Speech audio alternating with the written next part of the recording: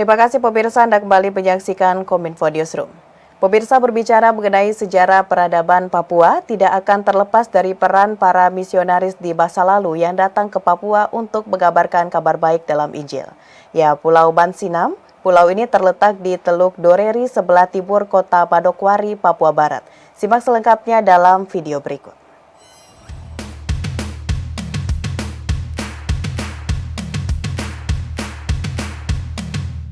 Indonesia menyimpan segudang destinasi wisata memukau yang tersebar dari Sabang hingga Merauke.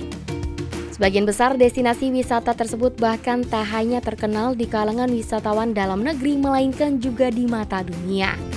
Seperti di Provinsi Timur Indonesia, Papua yang merupakan salah satu destinasi wisata prioritas dengan keindahan terkenal pulau terluas ke-1 di Indonesia dan merupakan pulau terluas kedua di dunia setelah Greenland. Selain dikenal dengan Raja Ampat, menelisik Papua Barat terdapat pulau yang menjadi wisata religi bagi umat Kristen Protestan, ialah Mansinam.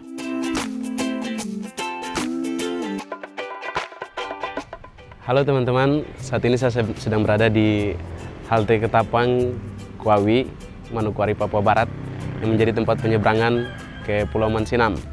Kali ini saya akan mengajak teman-teman untuk kita sama-sama saksikan tempat wisata religi Pulau Mansinam yang menjadi pulau peradaban orang Papua di mana Injil masuk pertama kali di Manokwari. Seperti apa keindahan atau wisata religi yang ada di Pulau Mansinam? Teman-teman ikuti saya di Kominfo Newsroom. Saya Simon Patiran, mari kita lanjut.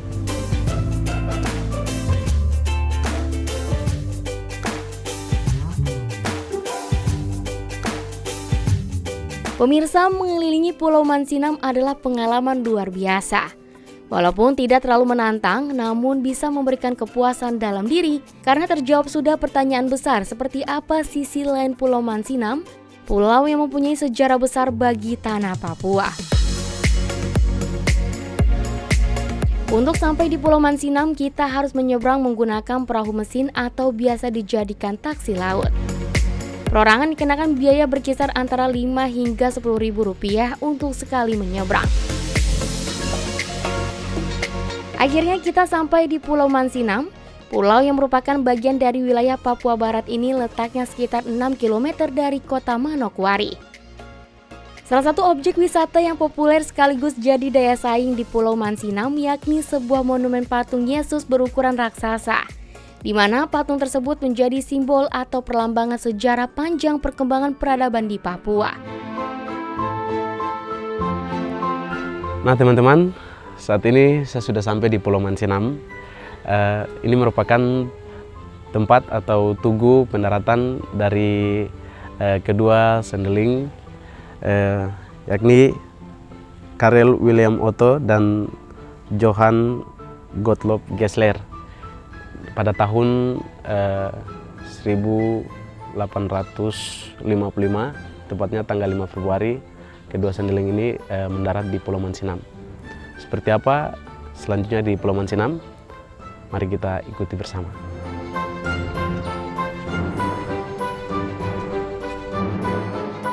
Pulau Mansinam terletak di Teluk Doreri sebelah timur kota Manokwari, Papua Barat. Pulau yang memiliki luas 410,97 hektar ini menyimpan kenangan sejarah awal peradaban di tanah Papua.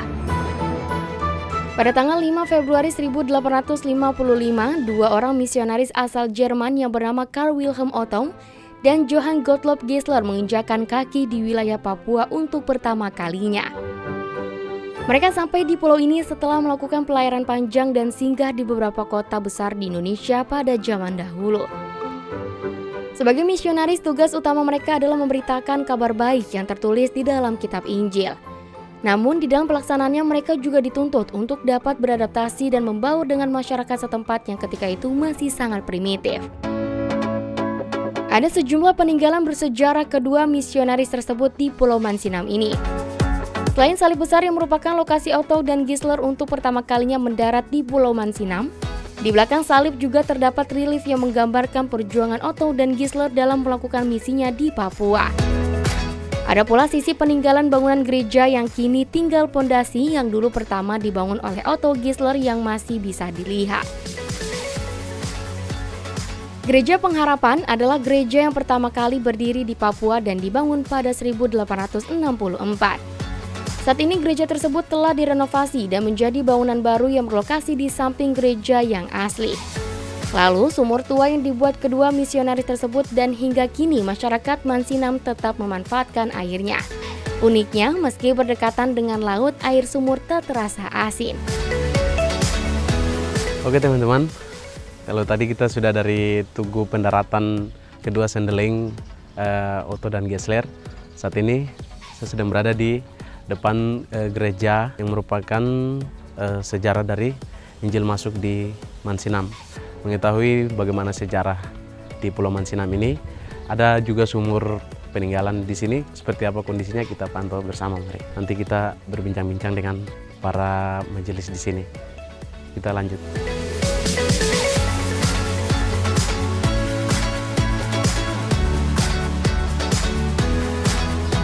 Halo Bapak. Halo, Perkenalkan, nama saya Simon.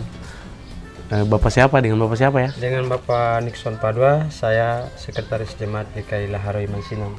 Oh iya Bapak. Ini saya mau tanya-tanya sedikit mengenai sejarah di Pulau Mansinam. Bisa minta waktunya Bapak? Siap. Kira-kira ya.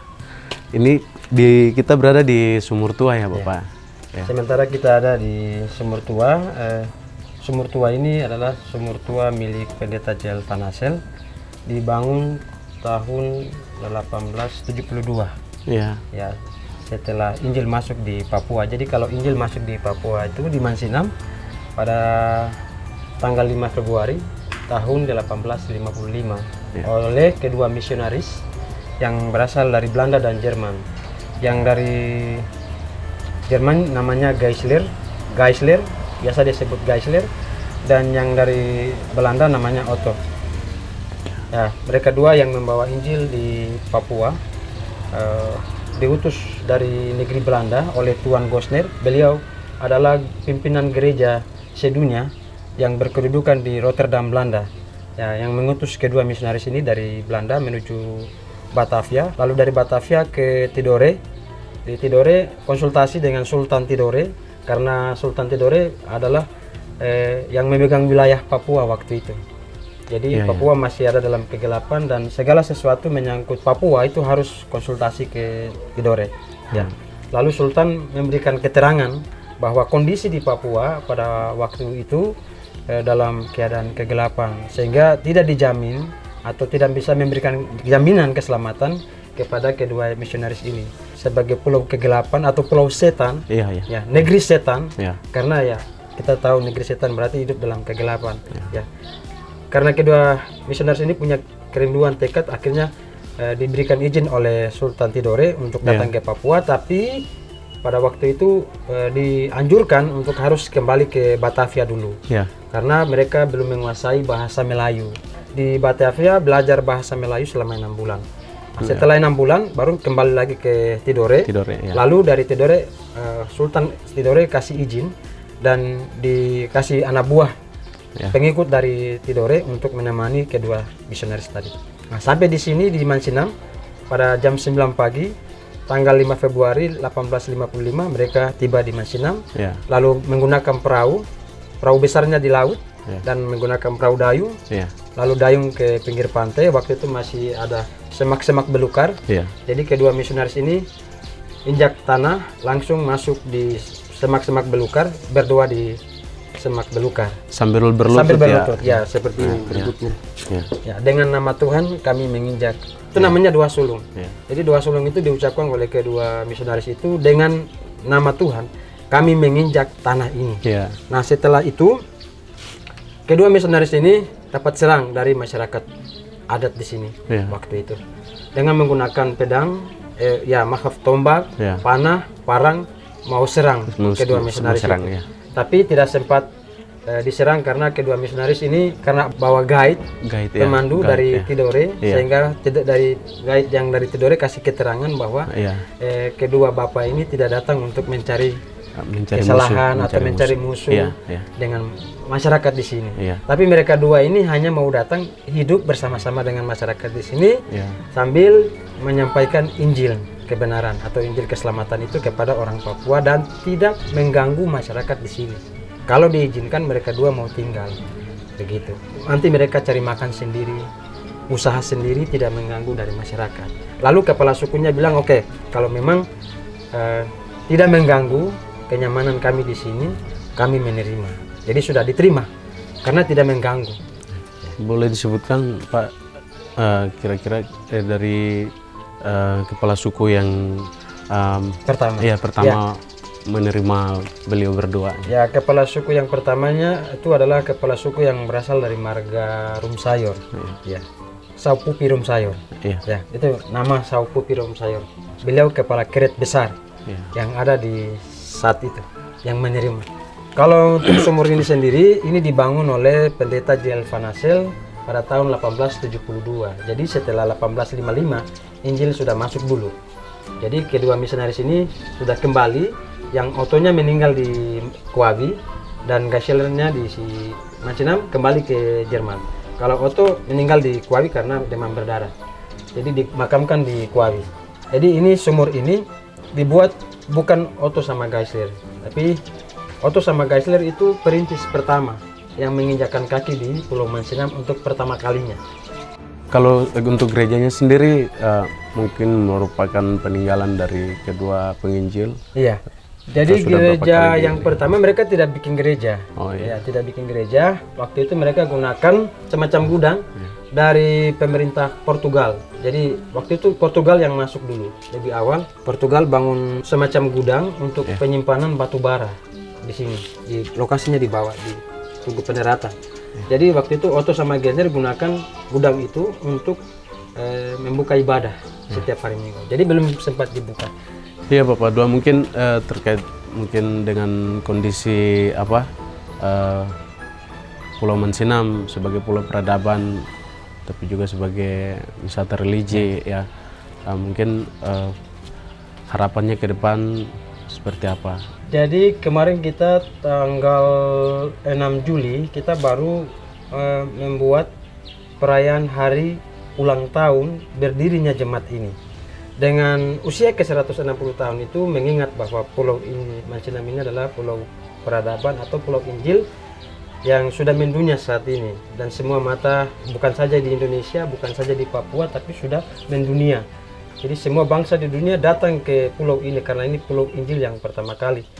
Jadi sebagai warga jemaat di sini dan seluruh masyarakat yang ada di Jemaat Ilaharoi Mansinam, dalam usia ke-165 tahun kemarin, kita merayakan dengan sebuah tema menjadikan Mansinam sebagai gerbang Injil dan pulau doa atau rumah doa. Ya. Jadi dengan gerbang Injil dan rumah doa itu kami berharap bahwa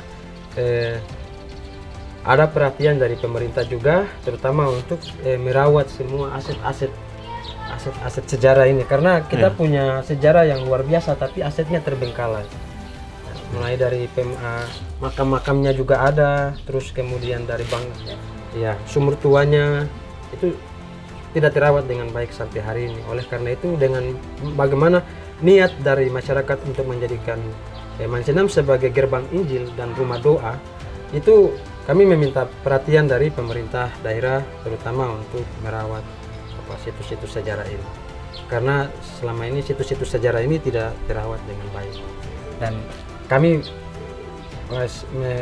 mau menyampaikan bahwa sebenarnya Pulau Mansinam ini ada dalam wilayah ini pemerintah Provinsi Papua Barat dan juga menjadi salah satu pulau wisata religi dan pulau wisata umum yang sudah mendunia, tapi tidak ada perhatian dari pemerintah untuk hal ini. Menginjak kaki di Pulau Mansinam tidak lengkap rasanya juga tidak berkunjung ke ikon tersebut. Dan untuk melengkapi perjalanan ini, saya mengajak Anda semua untuk ikut menyaksikan ikon dari Papua Mansinam. Oke teman-teman, saat ini saya sedang berada di salah satu patung atau tugu yang merupakan simbol dari orang Papua meninggalkan kegelapan dan menerima Injil. Nah, ini di sepanjang jalan kita menuju patung Kristus Raja. Dikit lagi kita sampai. Ayo.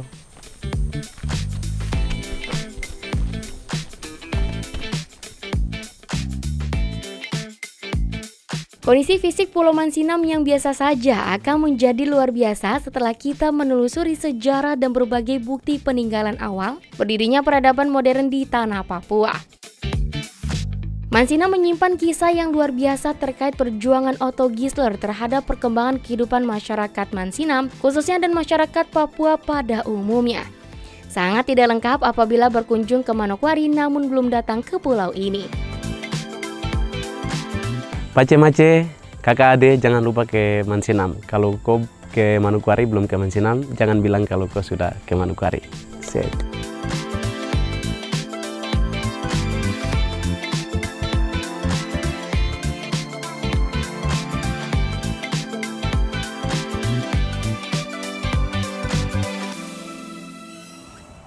Pemirsa, itulah informasi yang telah kami kemas untuk Anda. Dapatkan update berita pilihan setiap harinya di kanal GPR TV atau melalui sosial media gprtv.id.